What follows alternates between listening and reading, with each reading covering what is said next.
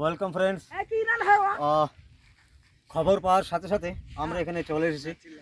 এদের কথা অনুযায়ী একটি সাপ আছে, খেতে দেখা গেছে। এই যে বন্ধুরা, এটি হচ্ছে ইন্ডিয়ান রেড স্নেক। এটা বিষাক্ত সাপ নয়। এই যে দেখুন বন্ধুরা, ইন্ডিয়ান রেড স্নেক। এটি কখনো কারো ক্ষতি করে না এই সাপটি, এটা বরঞ্চ আমাদের উপকারী করে। তো এইগুলো আছে এমনই সাপ, আমাদের সবসময় উপকার করে, সব সময় উপকার করবে, কোনো সময় ক্ষতি করে না।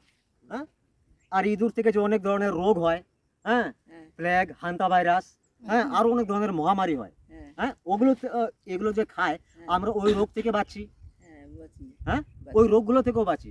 আর ইঁদুর যদি বেশি হয়ে যায় তাহলে আমরা ফসল পাবো, যে খাবার অন্য পাবো না। তো এই সাপগুলো ওইসবকে খায়, আমাদেরকে বাঁচাচ্ছে, প্রকৃতিকে বাঁচাচ্ছে, পরিবেশকে বাঁচাচ্ছে। আর কিছু যে এই যে গাছপালা হয়, হ্যাঁ, ছোট ছোট গাছ, দেখুন ছোট ছোট পোকাগুলো থাকে, কিছু পোকামাকড় এগুলো থাকে, গাছগুলোকে নষ্ট করে দেয়, হ্যাঁ, ওই সব পোকামাকড়কেও এই সাপগুলো খায়, তো গাছগুলোও বাঁচে, হ্যাঁ, আর ওই গাছ বড় হয় বলে অক্সিজেন নিয়ে আমরা বেঁচে থাকি। তাহলে এই সাপ কি কোনো দিক থেকে আমাদের ক্ষতি করে? না, কোনো দিক থেকে ক্ষতি করে না।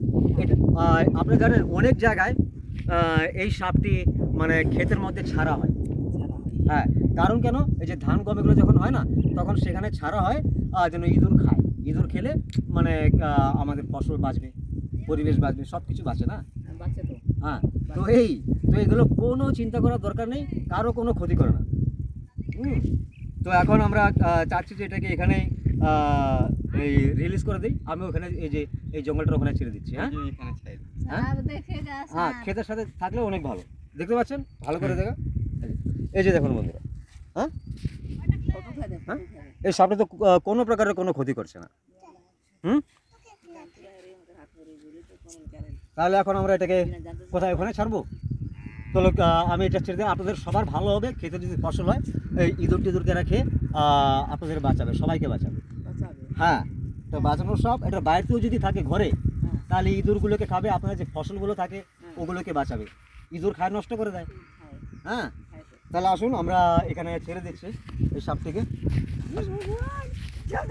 এটি হচ্ছে প্রকৃত কৃষকের বন্ধু, শুধু কৃষকের নয়, আমাদের সবার বন্ধু, প্রকৃতির বন্ধু। তাই অবশ্যই এই সাপটিকে কেউ মারবে না। মানুষ দেখে শুনে, না দেখে শুনে মানুষ মেরে ফেলে। এই যে দেখুন বন্ধুরা, এই সাপটি কখনো কারো ক্ষতি করে না, কখনো কারো ক্ষতি করে না, বরঞ্চ আমাদের বাঁচা, আগেই বললাম। তাই এই সাপটি খুব অসুবিধা আছে। এখন আমরা দেরি না করে এই সাপটিকে এখানে ছেড়ে দেব। কি বাবা, চল, আমি গরমে মানে অল্প ক্লান্ত হয়ে আছে, আমি এই সাপটিকে এখানে জলেই ছেড়ে দিচ্ছি। তো বন্ধুরা, যারা আমাকে দেখছেন, আমার ভিডিওটি দেখছেন, তারা অবশ্যই আমার চ্যানেলটিকে সাবস্ক্রাইব করে দেবেন, লাইক করবেন, শেয়ার করবেন। আর আশা করি আপনারা সবাই মিলে, আমরা সবাই মিলে প্রকৃতি এবং পরিবেশকে বাঁচাবো, আশেপাশের সব কিছুকে সুস্থ রাখবো, সুস্থ রাখবো।